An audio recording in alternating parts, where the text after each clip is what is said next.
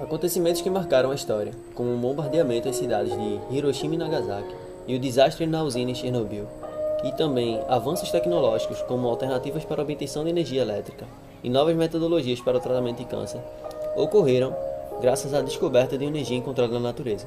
Nosso tema de hoje, a energia nuclear. Mas o que é energia nuclear?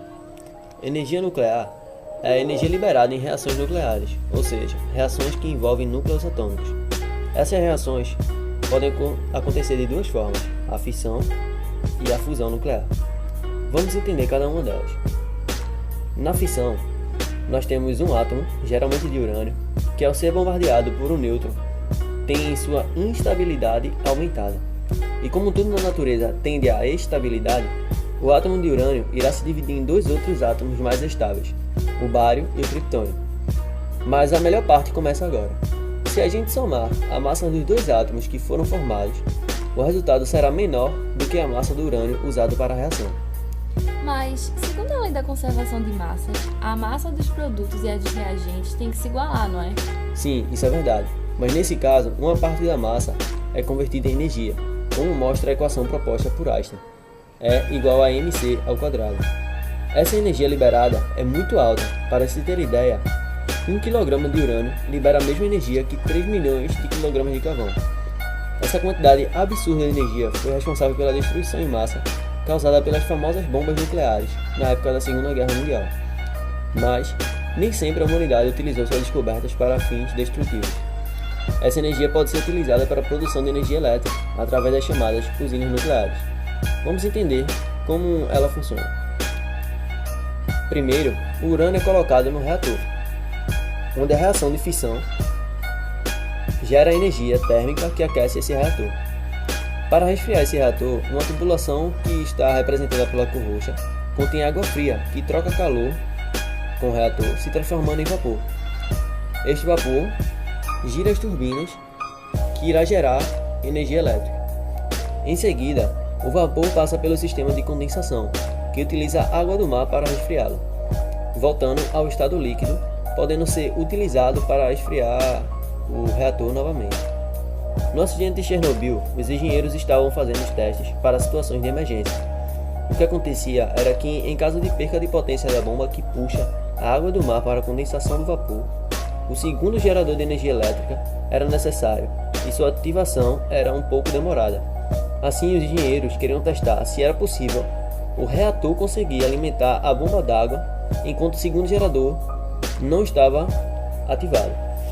O problema é que enquanto estava tentando alimentar essa bomba d'água, o reator passava algum tempo sem resfriamento, já que a bomba estava desligada. Isso fez com que houvesse um superaquecimento no reator, ocasionando a explosão do mesmo, resultando no maior desastre nuclear que a humanidade já presenciou. Então vamos entender algumas vantagens e desvantagens que a fissão tem quando utilizada para produzir energia elétrica. Bom, as vantagens são: não ocorre liberação de gases estufa, exige uma pequena área para a construção da usina, e o combustível, que no caso é urânio, tem grande disponibilidade na crosta terrestre, já que é mais encontrado do que a prata, e depende muito pouco de fatores climáticos como chuvas e ventos. Mas já as desvantagens são: o lixo nuclear radioativo deve ser armazenado em locais seguros e isolados, já que os dois átomos produzidos nessa reação também são radioativos. E a fissão também é mais cara do que quando é comparada com as outras formas. E também tem o risco de acidentes nucleares, como o ocorrido na usina de Chernobyl. E também temos a questão de problemas ambientais devido ao aquecimento de ecossistemas aquáticos pela água de resfriamento dos reatores. Vamos agora entender a fusão nuclear. A fusão é o processo inverso à fissão. Se na fissão ocorre a divisão de um átomo em dois, na fusão ocorre a união de dois átomos de hidrogênio, formando um átomo de hélio. Se a gente comparar a massa do hélio formado com a soma das massas dos hidrogênios que foram usados, vamos ver que a massa do hélio é menor, já que nesse processo também uma parte da massa é transformada em energia, também conforme a equação de Einstein. Essa energia é 10 vezes maior que a energia liberada no processo de fissão, ou seja, 1 kg de hidrogênio libera a mesma energia que a queima de 30 milhões de quilogramas de carvão. Então, por que não utilizamos sempre a fusão nuclear, já que ela é mais produtiva? O problema é controlar esse processo. Os átomos de hidrogênio são formados por prótons, partículas com cargas positivas. Para a fusão acontecer, esses átomos precisam se chocar. Porém, a força de Coulomb nos diz que as cargas opostas tendem a se repelir. Quanto mais próximos os dois átomos, maior a repulsão. Isso cria um tipo de barreira chamada barreira de Coulomb, que impede os núcleos de hidrogênio de se aproximarem o suficiente. Mas na natureza, existe uma distância específica que, se for ultrapassada, a força de atração entre os prótons vai ser maior do que a força de repulsão. Isso acontece por conta de uma das forças fundamentais na natureza, a força nuclear forte, que é a força que faz os núcleos dos átomos existirem com prótons tão próximos. Para superar a barreira de Coulomb e fazer com que a força nuclear forte haja, é preciso atingir 7% da velocidade da luz. E a única forma conhecida de fazer isto é aumentando a temperatura.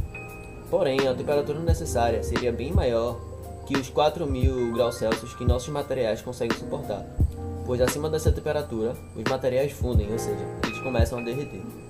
Se o processo não precisasse tocar em nada?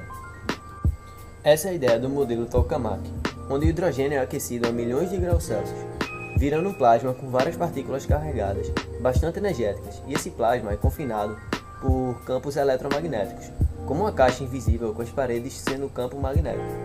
E o plasma não toca as paredes do reator e nem destrói nada. Então a fusão apresenta alguns aspectos positivos bastante relevantes, como a realidade de que reagentes e produtos são não radioativos. Ela libera uma maior quantidade de energia quando comparada com a fissão, e o produto da reação, que geralmente é o hélio, pode ser utilizado para outros fins, como medicinais ou até mesmo para encher balões de festa. E a reação também é segura, pois caso os meios necessários não sejam atingidos, a reação simplesmente para e nada acontece. Então, seria a fusão nuclear a energia do futuro? Mas enquanto o modelo Tokamak não sair da fase de pesquisa, o futuro ainda não terá chegado. E das formas de energia nuclear existentes, a humanidade continua utilizando a fissão nuclear através das usinas nucleares para produzir energia elétrica. Neste quadro temos os principais países que utilizam energia nuclear e a sua fatia na produção energética dentro do país. As usinas nucleares já respondem por 16% da energia elétrica produzida no mundo. Mais de 90% das usinas nucleares estão concentradas nos Estados Unidos, na Europa, no Japão e na Rússia. O governo russo inaugurou em abril de 2018 a primeira usina nuclear flutuante do mundo, localizada no Mar Ártico. Em alguns países como Suécia, Finlândia e Bélgica, a energia nuclear já representa mais de 40% do total da eletricidade produzida. A Coreia do Sul, China, Índia, Argentina e México também possuem usinas nucleares. O Brasil possui usinas nucleares no litoral do estado do Rio de Janeiro, em Angra dos Reis, Angra 1 e Angra 2. A construção da usina nuclear Angra 3, que estava paralisada desde 1986, teve sua licença ambiental aprovada em julho de 2008.